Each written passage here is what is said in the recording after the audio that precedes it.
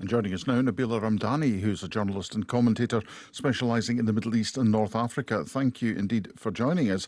Nabila, it's been claimed by Islamic State. We know who did it in terms of the personality involved, the gunman, but are we actually sure that Islamic State was behind this?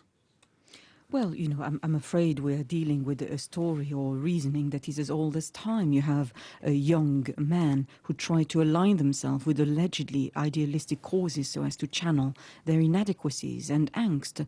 We're dealing with a very young person, a student, who went out and carried out the most atrocious of attacks, especially as we're looking at the softest target possible, one that pretty much everybody in the West can indeed relate to, that is to say people on the beach, completely relaxing and at their most vulnerable. It is the height of barbarity and indeed of cowardice. And there does seem to be, little shortage of people like this. I mean, there are something like, 3,000 Tunisians currently fighting in Libya? Well, there is no doubt that IS is playing a terrifyingly effective propaganda game. I think David Cameron called it a poisonous radical narrative. The organization gets masses of airtime, and its online media campaign is a huge coup. And I have heard argument that there should be a news blackout of what it does. But of course, you get into censorship. But there is no doubt that the kind of criminally minded young thugs who are drawn to murderous activity like this are, of course, going to be influenced by IS propaganda. This is, it stands likely to kill the Tunisian tourist industry stone dead, and that's a huge part of the Tunisian economy.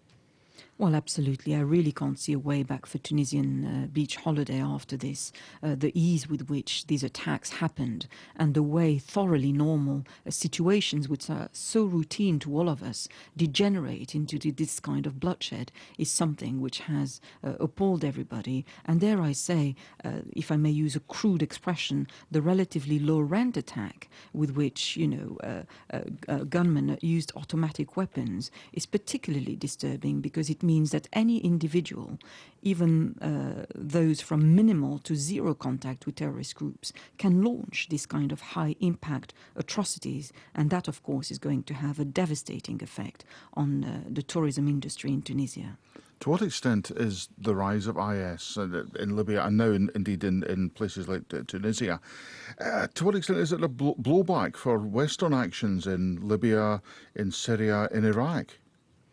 Well, I think,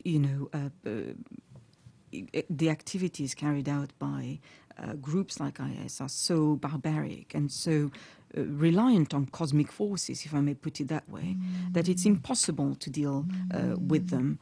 Sadly, we are looking at a nihilistic approach, which is, an organization that's not a conventional state, that is not even a conventional terrorist group with which you might, be able to negotiate. So it's a very, difficult situation. But I must say that,